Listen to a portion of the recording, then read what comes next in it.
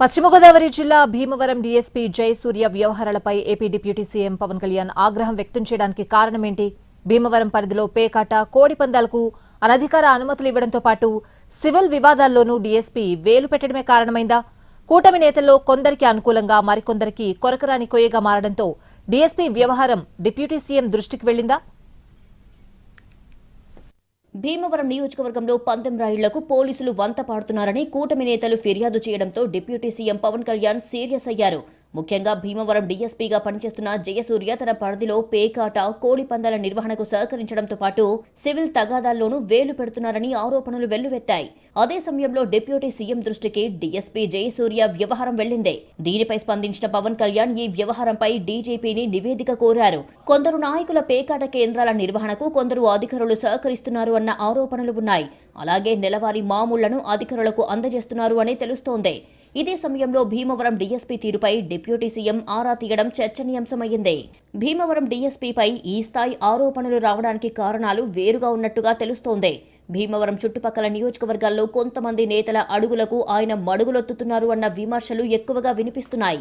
కేవలం కొంతమంది నాయకులు చెప్పిన మాటకు మాత్రమే ప్రాధాన్యత ఇస్తున్నారని, కూటమి ప్రభుత్వంలో జనసేన, బీజేపీ నేతలకు ఏమాత్రం ప్రాధాన్యత ఇవ్వడం లేదని విమర్శలు డీఎస్పీపై వినిపిస్తున్నాయి. డీఎస్పీ వ్యవహార శైలిపై గతంలో కేంద్ర మంత్రి వర్మ సైతం అసహనం వ్యక్తం చేస్తూ ఆయనను ట్రాన్స్ఫర్ చేయాలని సూచించినట్టుగా తెలుస్తోంది. అయితే పలుకుబడి ఉన్న నేతల కాళ్లా వేళ్లా పడి తన ట్రాన్స్ఫర్ జరగకుండా చూసుకోగలుగుతున్నారని విమర్శలు వినిపిస్తున్నాయి. 8 ఏళ్లుగా భీమవరం పరిధిలోని ఎస్ఐ, సిఐ స్థాయిలో పనిచేసే ప్రస్తుతం అదే భీమవరంలో డీఎస్పీగా జయసూర్య కొనసాగుతున్నారు. రాజకీయంగా పలుకుబడి పెంచుకొని మిగతా నేతల మాటకు ఏమాత్రం విలువ ఇవ్వకుండా కేవలం కొంతమంది నేతలకే అనుకూలంగా ఆయన పనిచేస్తున్నారని విమర్శలు వినిపిస్తున్నాయి. మరోవైపు రాష్ట్రంలో శాంతి భద్రతలపై సీఎం చంద్రబాబు చేసిన సమీక్షలోనూ డీఎస్పీ జయసూర్య ప్రస్తావన వచ్చినట్టు తెలుస్తోంది. భీమవరం డీఎస్పీ వ్యవహారంపై హోంమంత్రి అనిత స్పందించారు. డిప్యూటీ సీఎంగా పవన్ కళ్యాణ్ డీజీపీని నివేదిక అడగడంలో ఎలాంటి తప్పు లేదన్నారు. నివేదిక ఆధారంగా భీమవరం డీఎస్పీ జయసూర్యపై తగిన చర్యలు తీసుకుంటామని స్పష్టం చేశారు. ప్రతి విషయాలు కూడా మా వరకు వస్తాయండి, మా వరకు రాకుండా ఏముండవు. ఇది జస్ట్ అఫీషియల్ గా వచ్చిన కమ్యూనికేషన్ కింద భావించవచ్చు కదా. ఎందుకు దీనికి ఇంత రాద్దాంతో? మాకు లేని ఈగోలు మీకెందుకు అబ్బా? నాకు అర్థం కాదు. మా దగ్గర కూడా రిపోర్ట్ ఉంది. ఆ రిపోర్ట్ ని బేస్ చేసుకొని మా చర్యలు ఉంటాయి. మాది ఎన్డీఏ కూటమి అండి. మేము ఒక విషయం చెప్పనా, మీ ఇలాంటి క్వశ్చన్స్ లాస్ట్ గవర్నమెంట్ లో సీఎం ని మీరు అడుగుంటే ఈ పొజిషన్ ఉండేది కాదు. ఈ రోజు మాకు ఎన్డీఏ కూటమిలో ఏదో రకంగా చిచ్చు పెట్టాలని చూస్తారు.